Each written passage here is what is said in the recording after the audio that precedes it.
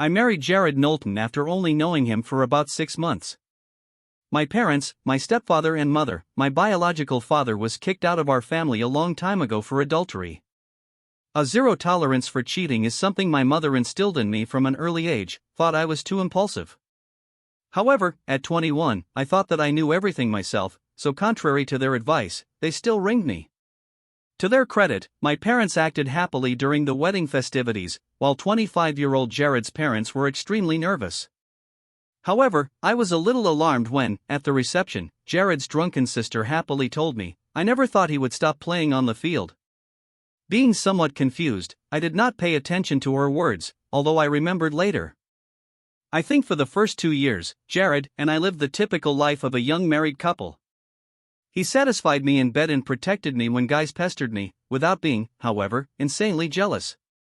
However, he seemed to pay a little more attention to the appearance of the females of our species than I would have liked. In the confrontational conversations I had with him about this tendency, he assured me that I was his only reality, and he would never, ever cheat like my biological father did. There was a couple there, Shark and Beverly Wilton, whom I knew from college and who lived in the next town over. We met 3 or 4 times in places somewhere in between. Shark, real name Clarence, in some sense lived up to his nickname. He was the coolest guy I've ever met. Although he was gentle and helpful with his friends, he was not one to mess with, especially if he was angry.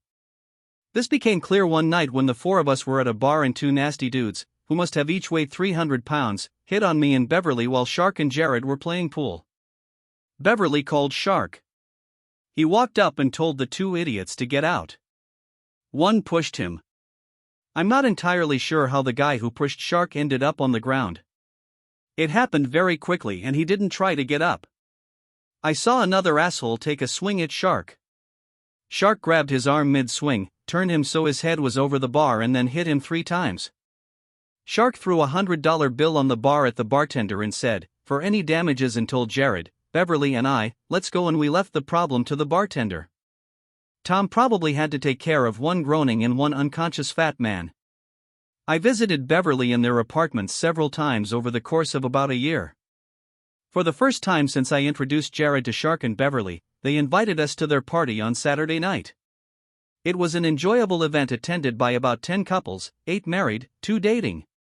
Jared and I were having a nice conversation with a couple we'd just met when the guy and Jared got into a friendly argument about some baseball stats. I wasn't really keeping track of everything and was more interested in talking to my wife, but I noticed that Jared does what he often does during an argument. He took out his smartphone, pressed a few buttons and then said, "Look Tim, I was right. Mickey Mantle won the Triple Crown in 1956, including 52 homers," and handed my phone to Tim. I suddenly felt weak and tuned out what Tim's wife was saying. Why did I pass out?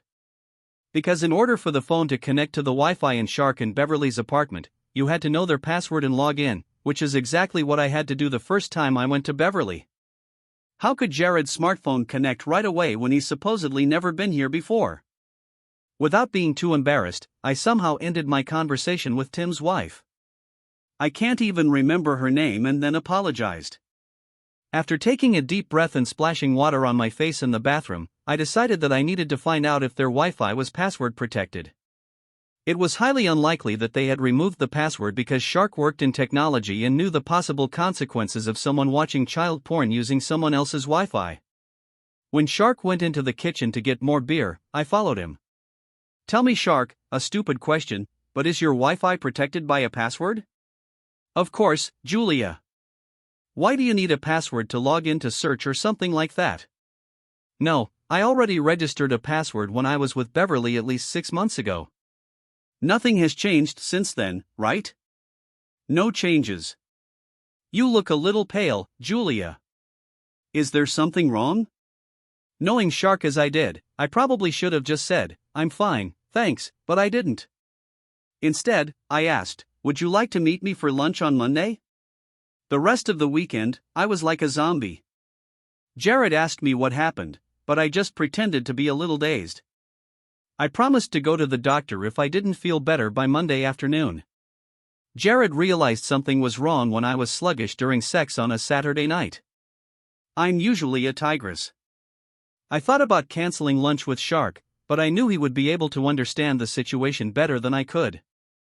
We quickly placed an order at a restaurant we'd frequented before, although it was usually just the four of us. And then he muttered, "Okay, Julia, what's the matter?" Jared was able to search your 1956 Mickey Mantle Triple Crown party without getting the password from you or Beverly.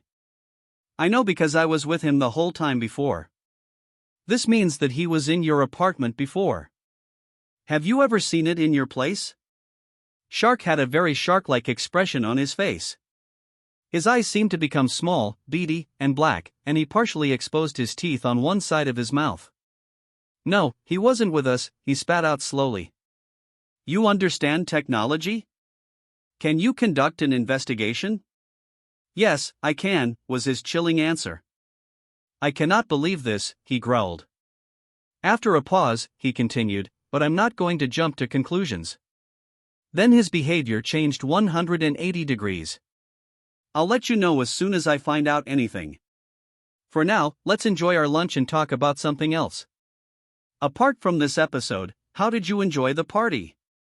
In fact, I never heard anything from Shark regarding Jared and Beverly. However, I heard from the police about 3 weeks after my lunch with Shark. Mrs. Knowlton, the female officer, asked when she rang the doorbell early Monday evening. There was a man with her, a policeman. I'm Julia Bissell.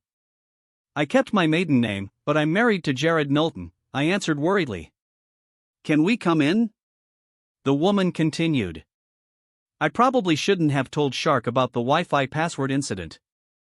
I just had to figure it out myself. Shark told cops that he caught Jared and Beverly having sex in bed at his home and beat them both up. I didn't want to hurt them. I just got really angry and carried away. I sometimes visit Shark in prison. He knows he shouldn't have lost his temper and I apologized to him and told him I should have done things differently. I should have done the research myself. Subscribe to our channel so that your second chaff doesn't cheat on you, and go ahead and listen to the next story. Because this story is nothing compared to the next one. If you're under 18, don't even think about listening to the next one.